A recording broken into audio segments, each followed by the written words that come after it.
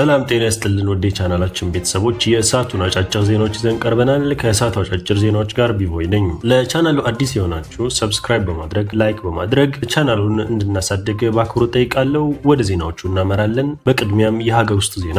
በትግራይ ክልል ደሞዝ በግዴታ እንዲቆረጥ አመራሮች ደሞዛቸውን 20% እንዲለግሱ ግዳይ ተጣለ።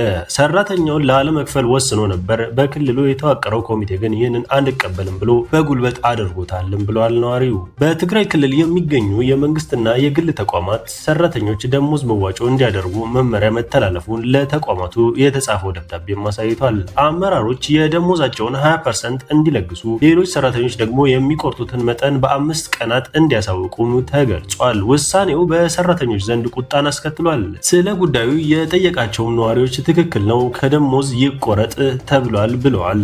ለተፈናቀሉት እና ጉዳት ለደረሰባቸው ታጋዮች የሚል ሰበብ ነው መነሻው ሲሉ ደግሞ አንድ የክልሉ ሰራተኛ ነግረውናል። በውዴታ ሳይሆን በግዴታ የሚደረግ ነው። ሰራተኞች ላለመክፈል ወስኖ ነበር። በክልሉ የተዋቀረው ኮሚቴ ግን ይህንን አንቀበልም ብሎ በጉልበት አድርጎታል ሲልም ተገልጸዋል። በክልሉ ጊዜ አስተዳደር ለመንግስት ሰራተኞች ደሞዝ መክፈል እንደማይችልም ከሰሞኑ ማሳወቁ አይዘነጋም። የመራጮች ምዝገባ ተጀምሯል። ለሰባተኛው ጠቅላላ ምርጫ የመራጮች ምዝገባ በትላንትናው ዕለት በይፋ መጀመሩ ታውቋል። የመራጮች ምዝገባ የመጀመሩን ተከትሎም በተለያዩ የኢትዮጵያ አካባቢዎች ዜጎች ወደ ምርጫ ጣቢያ በመሄድ የምርጫ ካርዳቸውን እየወሰዱ ይገኛሉ። በምዝገባ ሂደቱ 18 ዓመት የሞላው ኢትዮጵያዊ በአካባቢው 6 ወር የኖረ በልዩ ሁኔታ ምርጫ ያልተከለከለ ዜጋ ሁሉ መሳተፍ እንደሚችልም ታውቋል። ምዝገባው ከየካቲት 28 ጀምሮ እስከ መጋቢት 1 ቀን ድረስ በሁሉም የምርጫ ጣቢያዎች እንደሚከናወን የብሔራዊ ምርጫ ቦርድ መረጃም ያመለክታል። በቦርዱ ከተመዘገቡት 47 ፖለቲካ ፓርቲዎች 10934 እጩዎች የቀረቡ ሲሆን 98000 እጩዎች የህዝብ ተወካዮች ምክር ቤት እንዲሁም 8736 ደግሞ የክልል ተወካዮች ምክር ቤትም በመሆን ይታወቃሉ። አንጋፋው የጎንደር ኢማም ኡስታዝ መሐመድ ዘይኑ ተገደሉ። በጎንደር ከተማ የታወቁት የመስጂድ ኢማም ኡስታዝ መሐመድ ዘይኑ ትላንት ምሽት በታጣቂዎች እጅ መገደላቸው ተሰማ። እንደ ሀሩር ሚዲያ ዘገባ ከሆነ ግድያው የተፈጸመው ኡስታዝ በቴራዊ ሰላት ሰግደው ወደ ቤታቸው ሲመለሱ በወላጅ አባታቸውና በወንድማቸው ፊት እንደሆነም ተገልጿል። ታጣቂዎቹ በወቅቱ በነበሩ 11 ሰዎች ላይም ከባድ ድብደባና ዘረፋ መፈጸማቸውን በዘገባው ተመላክቷል። ድርጊቱን የፈጸመው በከተማዋ መሃል ቅዳሜ ገበያ ተብሎ በሚጠራው አካባቢ ከጂሚአ ከቢር መስጂድ ጥቂት ሜትሮች ርቀት ላይም ነው ተብሏል። ዛሬ ቀብራቸው የተፈጸመው ኡስታዝ መሐመድ ዘይኑ ለረጅም ዓመታት ከከተማዋን ኡለማ ምክር ቤት ያገለገሉ ሲሆን በቁርአን አቀራራቸውና በታታሪ ሃይማኖት አገልጋይነታቸው የሚታወቁ አንጋፋ ምሁርም ነበሩ።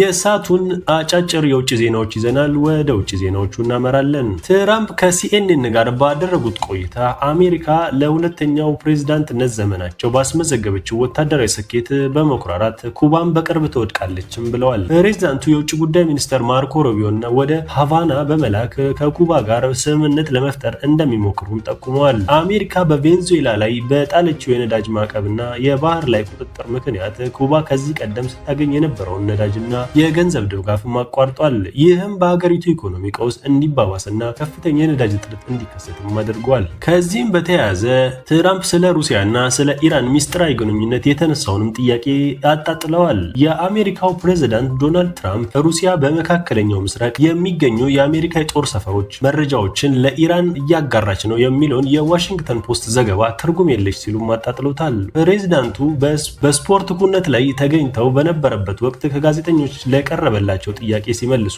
አሁን ላይ እንዲህ ያለ ሞኝ ጥያቄ መጠየቅ ምን ይባላል? እኛ ትኩረታችን ሌላ ጉዳይ ነው በማለት ምላሽ ሰጥተዋልም። በመካከለኛው ምስራቅ የተቀሰቀሰው ጦርነት 1 ሳምንት በሞላው በዚህ ወቅት ፕሬዝዳንት ዶናልድ ትራምፕ ኢራን ዛሬ በጠንካራ ትመታለች፣ እርምጃ ይወሰድባታል ሲሉ አስጠነቀቁ።